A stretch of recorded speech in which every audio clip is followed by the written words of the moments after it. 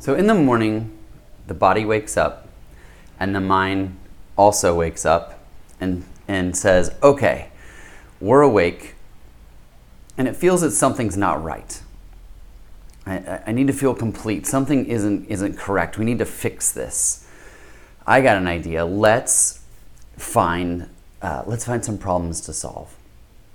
And so it will think of things that need to be done. Oh, let's buy this. That will complete this. Let's change this person. Let's fix this other thing. Let's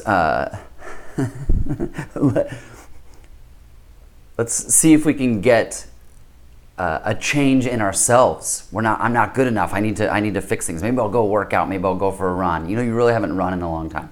You'll just run through all these problems. And then if it can't find any, it will outsource those problems. It will look to the news.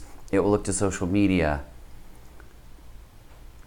The best case scenario in those instances is that it makes the purchase. It sends the email. It makes the comment, asks the question. And for a short time, it feels complete. But then it's afternoon, or then it's the next day, or the next week, and it just keeps going. That's the best case scenario.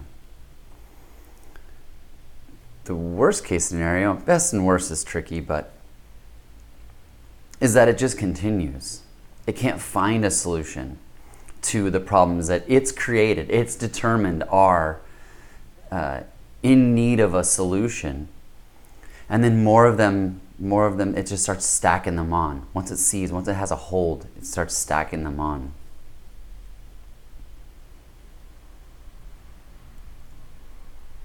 The mind, the ego, it's never satisfied. It always needs problems to solve.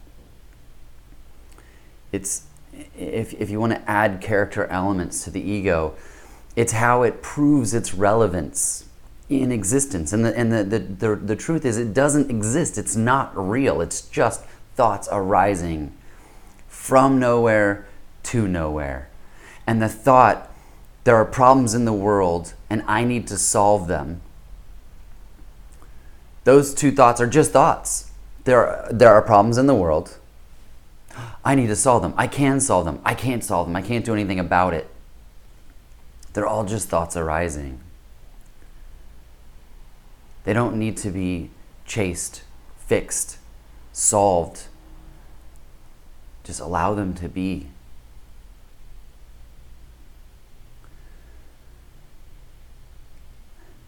And when it comes to buying things, marketing and sales and marketing is really, really good at this. So, you think of something that you need to buy, and then another thought arises, well, maybe I don't need that, but then you go to then you're on the website, and it's like, this thing is on sale today only.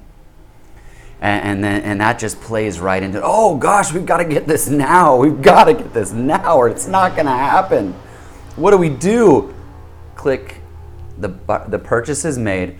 Whew, okay, problem solved. We got the thing purchased today while it was on sale. No more problems. But what about this other thing? It's a constant cycle of desire, of wanting. And it just happens. Once that's identified, once it's known that, and this is logically speaking, and what is never, you're never able to explain it logically, but we'll make a concession and talk about it. Once it's known that that's what the mind does, that's what the ego does, it can be observed and witnessed and allowed to be. And it doesn't have that stickiness. It doesn't have the hold on being. It doesn't have it doesn't, or it can potentially lose its stickiness, and so it doesn't have that hold that can create an energetic contraction in the body that's associated with it. And some people just say there's no such thing as ego. Some people say you have to kill it. The preference here is just to allow it to be. And also, in some ways, give it a character, because that can make it a little more playful, a little more fun. Like, oh, it's just trying to create problems. It's just doing what it does. And all of that is in an attempt to feel whole. See, it's a form of seeking. We seek until we find. We seek until we stop. And it's okay, because it's just what's happening. Now, I say it's okay, but in some cases it gets, people in the play of life, it gets them into a lot of debt. They're spending money they don't have to try to feel whole. They're doing things that they know are bad for their body in this effort to feel whole. We're all seeking until we figure out what's going on. We all seek until we find. Some are known as, are self-defined as spiritual seekers, and others are just living their life. They're just trying to keep up with the Kardashians or whatever. Everyone's just trying to be happy. But it's not happiness that they're looking for.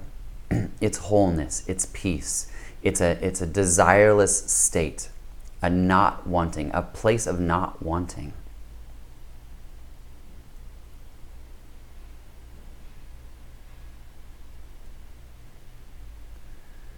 Observing the mind, the ego, at work in its attempt to create problems can be super interesting.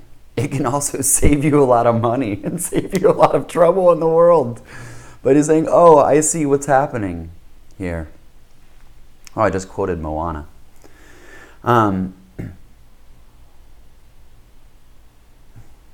There's a peace that can come with that.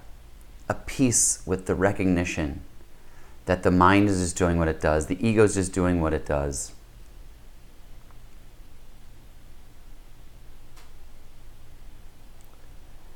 And observing it and finding out and seeing that trick once doesn't mean that it won't attempt to come up in some other ways. The ego is not always entirely negative.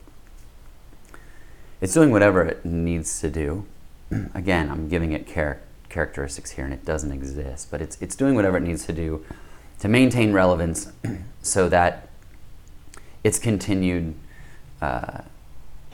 relevance in your life, or that you continue listening to it and giving it attention. Noting that that's what's going on. And I don't want to say ignoring, because that's like saying that you can stop your thoughts, and you can't.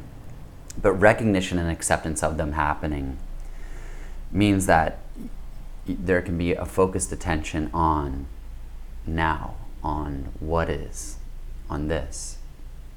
And when there is focus on what is and this, that's the wholeness that's being sought.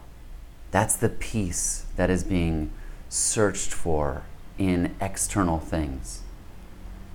There's no amount of things that can be purchased to feel whole. And some people say, well, I'd like to try. I'd like all the money in the world so I could try. But look at what happens in the world when it comes to power.